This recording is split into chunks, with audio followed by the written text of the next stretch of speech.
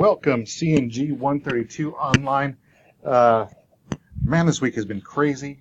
I thought I already did this video for you guys for the kickoff, but I do not see it listed in the ad descriptions. So let's see. This week we look at access control management.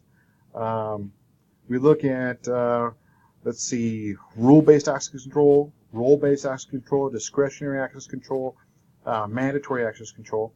And when you go through the reading, I think it's important that you guys understand that these are the formats that are given even at higher level courses. You know, they still refer back to, and I think you guys are introduced to 5 access controls, but realize that those are just the most popular ones, and there are more out there that are combination of access controls. But you go to describe them exactly as you would in security policies, and that's a great topic because let me see if I can do this, or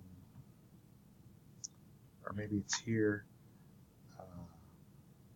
But with access controls, you define, like I said, security policies really important, and you start to make groups of people. The demonstration I shown was in OU management. When you go into Active Directory and start to do organizational units, you're making groups of people that are designed to do one aspect. So we say admins are a group. They're only allowed to change passwords. Or we can say domain admins are a group, and they're allowed to do a lot more, like add people and computers to the Active Directory to get them started. Let's see, other groups could be like what groups are allowed to use certain ports. When we look at AWS, I don't have a live example for that, but for the online portion, you say, okay, security group is allowed to access all ports, while the user group, which would be anybody coming in from HTTPS, are only have access to HTTPS and no other ports. And that would be your access management. Let's see. Yes, Vero brought up a good point last week. There was a gray stroke got changed or moved, but realize that if you do come across, and I said this really early in the semester, if you do come across something that has been moved or changed, just kind of look at the title of what it's supposed to be doing. Like that was a biometric, keystroke biometric.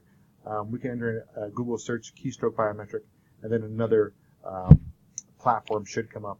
That is just usable as well. And once again, look at the questions that are asked, and then just kind of identify it like that. Once again, our whole model changes so fast. Technology evolves so fast that things get outdated really quickly. Let's see, we have test 3 this week. Make sure to accomplish that. I'm getting that up and going right now.